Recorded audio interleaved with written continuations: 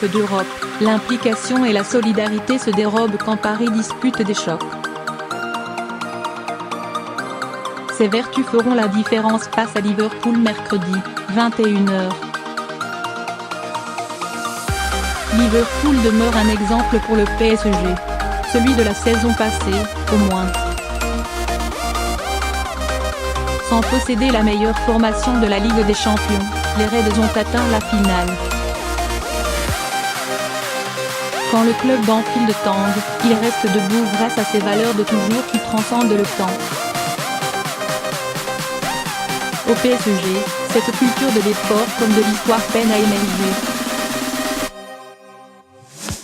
Cette saison encore, mais c'était le cas sous Laurent Blanc face à Manchester City ou Unai Emery contre le Real Madrid, à Liverpool ou face à Naples, le PSG ne se change pas dans les grands rendez-vous.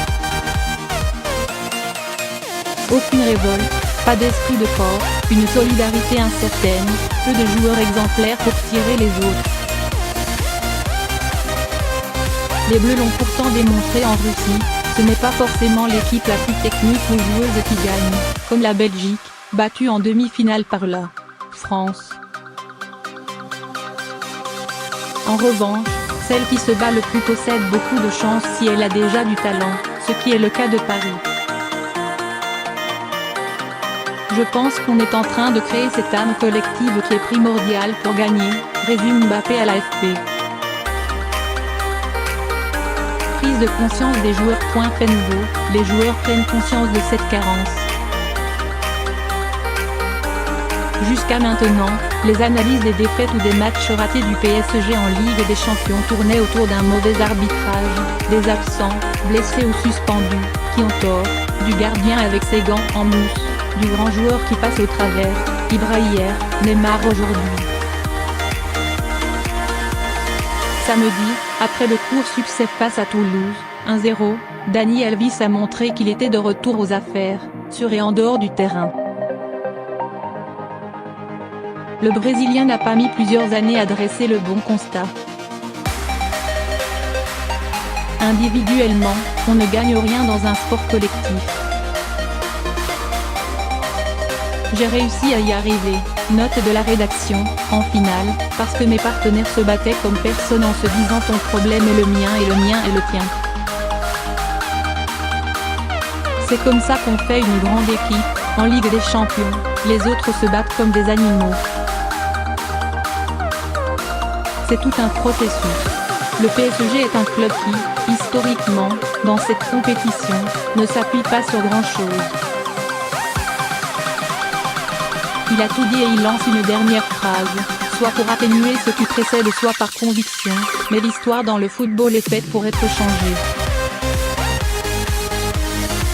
La grinta ne se décrète pas. C'est demain ou jamais. La grinta ne se décrète pas. Mes trois personnages sont au cœur du débat. Thomas Tuchel, l'entraîneur, Thiago Silva, le capitaine, Neymar, la star du club, le leader technique. Le premier ne cesse depuis son arrivée d'inculquer à sa troupe des principes collectifs, sur le gazon commandeur, mais il se heurte à beaucoup de comportements individualistes, des inimitiés passagères ou persistantes. Entre Neymar et les Français de l'équipe, hormis Mbappé, la solidarité n'est pas totale, par exemple, et les relations plutôt fraîches. Depuis son arrivée dans la capitale, le numéro 10 brésilien n'a pas vraiment diffusé non plus un amour du club ou de ses partenaires, centrant les débats sur lui, au détriment par exemple d'un Cavani. Il bénéficie, d'après certains de ses coéquipiers, de passes droits qui ne faciliteraient pas l'envie de se battre pour lui. Quand il travaille pour l'équipe, comme à Naples, ça ne dure qu'une période, les bonnes intentions disparaissant avec la pause. Quant à Thiago Silva, il porte le brassard depuis 6 ans. 6 ans pendant lesquels il n'a jamais réussi à transformer les siens. Très grand défenseur, il demeure un leader faible.